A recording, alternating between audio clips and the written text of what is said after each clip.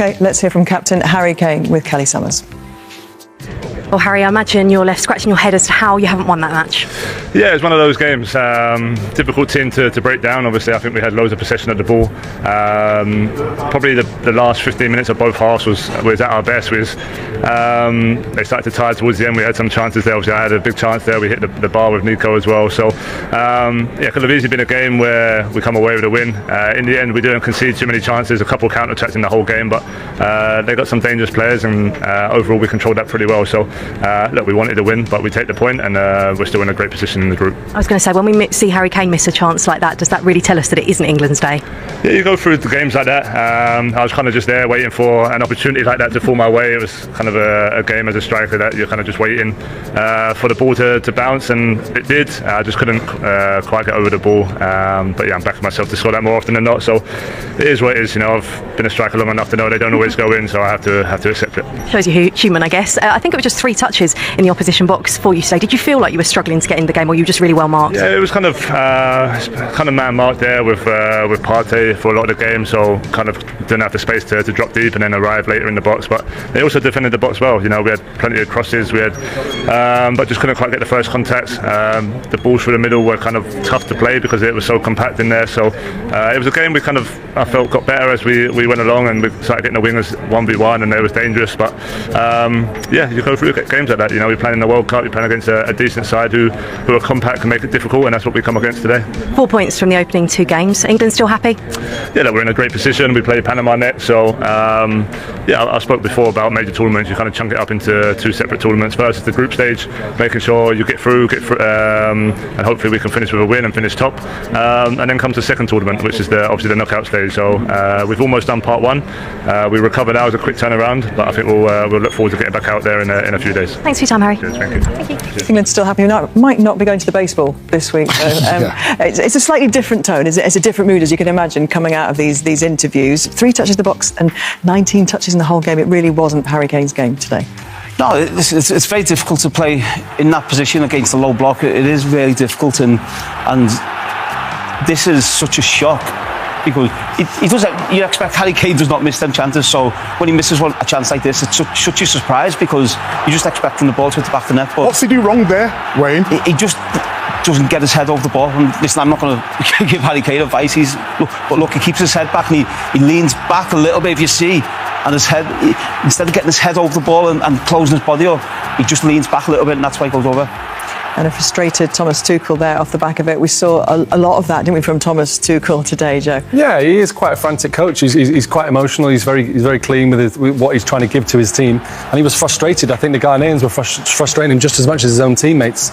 But there's little bits and little messages, but they've got to keep learning. It's a relatively new team, starting to find their way, and they've come up with some real adversity today, having been on such a high recently. I think, like I say, it's one of those where they're going to have to learn so much from it as a squad and him as a manager. I just think in these games, it's more difficult than a game when you play against the better teams who are better going forward because there is more space.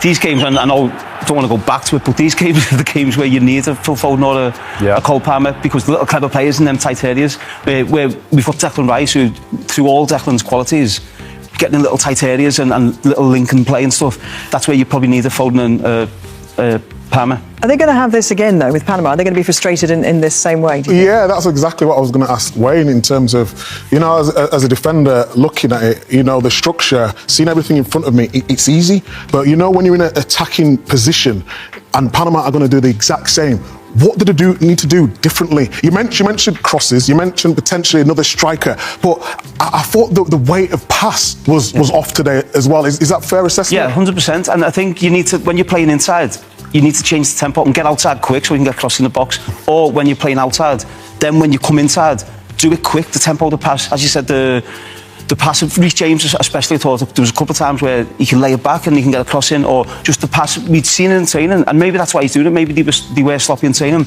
but passing it to the right foot so you can take your touch forward rather than coming here, then you have to turn and then they're all back in the shape. So just that tempo, Alan mentioned it during the game, the tempo and the speed of the ball makes such a difference against that low block. Yeah, and of course, teams are going to find different ways to frustrate England, especially those teams who are lower ranked, haven't got that kind of quality across the whole piece. Yeah, well, we expected that. When, I got asked about the game, I thought England would win. I thought they would score early and then the game would open up. But in terms of how Ghana approach the game, same with Panama, they're going to be in the low block. And that's why you mentioned there that the Cole Palmer, the Phil Foden, it wasn't for me that I like everything that Tuchel's done. I think he's made big decisions at the right times, and I respect him for that.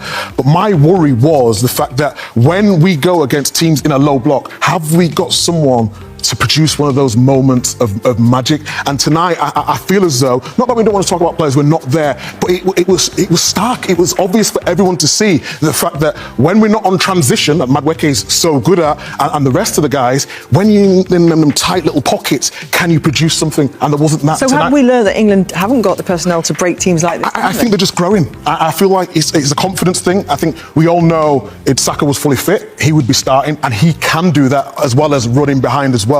But I just feel like in terms of risk today, there was not enough risk for an England team that won so well against Croatia. I think it's important to point out that other teams have struggled in this tournament. Other favourites have had these moments. Spain have had these moments, Portugal. Mm-hmm. You go through it, and no one goes through the World Cup winning it in recent history of having a clean slate. Mm-hmm. You know, there's going to be tough games, and that was tough today. There's no getting away from it.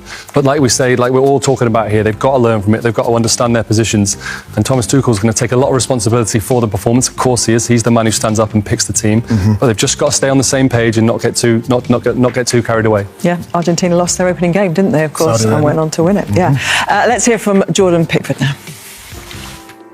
Jordan, another point on the board for England, but what's the overriding emotion after that? Yeah, I think we knew it was always going to be tough against Ghana, and they went into we knew they played counter-attacking football. We kind of knew, but they probably went more 4-5-1 instead of 4-3-3, and yeah, they were really hard to break down. I think we had our chances, and we had to be wary of the counter-attack. It's football, you know, it's always that one. When they get that first goal against them, you know, get an early goal against them, it opens up the game a lot more. But they played a good game, and yeah, we've got to be happy. We're still top of the group and focus on Panama now, and finish strong in the group and top it. England did have so much possession, created a few chances towards the end, but you as well had to stay switched on because we saw the threats that they posed too. Yeah, exactly. That's what I've just mentioned there. We knew that they play counter-attacking. You've got like Semenyo, we've got some top players, some fast players, and you've got to be ready and be called upon, and that's what I felt like I did, even though we're not making many saves, just being in the right position at the right moment. And some of the lads is defending as well towards the end of the game, you know, blocks, recovery runs, it was top draw. It was hard work put in that people sometimes don't see, and yeah, we'd love to win the game, but we've not lost. You know, we know it's tournament football, group stage football, and it's in our hands to top the group. Is it perhaps a bit of a reality check after the highs of last week? No, I think it's you play different teams every game, and we just didn't get that goal. It's simple as that, because we limited them to so many little chances, and we played well. We kept coming, we kept going all the way at the end, and just never managed to get that goal. But that's football. Thanks for your time. Cheers, Kelly. Thank you. Frustrated, I think, Joe. Yeah, of course. And you know, Jordan's been there. You know, he's a really experienced tournament goalkeeper now. Been brilliant for England, and he's seen many of these performances before they've gone on to do special things in a tournament. But that goal was key. We all know that we'd be having a totally different conversation if England could have unlocked them in the first half. Mm-hmm. But they didn't. Like I say, they've just got to learn from it and look to move forward. Yeah. Yeah, no, listen, I think these games are so difficult to play in. I was talking to Joe off air, and remember we played Andorra away with England, and everyone's expecting to win 4-5-0, but they're so difficult to break teams down. I personally would have liked to see 2 centre forwards on there. But yeah, listen, it's a point. We're through to the next round, and then we've got Panama in the next game. I expect them to make changes and let someone else go and try and get themselves in that team for the knockout round. It was just expectation though, wasn't it? Yeah. You know, after Croatia, in the second half, they looked really special, they looked energised, they looked hungry, and they had the quality. Today, it looked like they had a lack of quality, which was strange, you know? I think if you're looking at Spain, France after their win, Mbappe in the form of his life, Messi doing what he's doing, we expected Kane to turn up tonight. Unfortunately, it wasn't his night, but he can put it right. Even Ronaldo turned up. Ronaldo, yeah. And is that thinking, what is the rest of the world looking at, you know, kind of in this England, the first England that we saw against Croatia, the rest of the world's thinking this is a team that's going to go all the way. It's a long tournament. Are we still thinking England could go all the way, Wayne? 100%. I think England win it. So I think this performance it's a performance which I'm happy it's happened now. Yeah. But I certainly think these games, honestly, are so much tougher than if you play a Portugal, if you play a Spain, if you play a France. Mm-hmm. Then your concentration needs to be there. Your concentration in terms of defensively needs to be there. And I think that suits England. This team is built to play on counter-attack, in my opinion. I just think it's not necessarily going to put fear into the likes of France and Spain and Portugal, the ones we're talking about, because they're going to have the reference of the Croatia game, because they're going to be coming at England. But the round of 32, the team, if England do finish top of their group, they potentially come up against a third place opposition. Maybe the round of 16 against someone who's scraped through the group. They're the ones who are going to get inspiration from tonight. I thought we might be having a conversation about who Thomas Tuchel could rest against Panama and where he might make changes. What would you like to see in that game? Just higher energy, more risk. Someone like Rashford starting, I feel, as Watkins as well. Give Kane a little bit of a rest, or maybe bring him on. Just that high energy. We bought into it with Croatia. Even though there was a low block, you can still have the high energy. I think it was just a little bit too slow today. It's the tempo. I think to bring that energy we had against Croatia second half is really difficult when the team is sat there in a low block. It's the tempo and the speed of the ball. That's what it had to improve from tonight.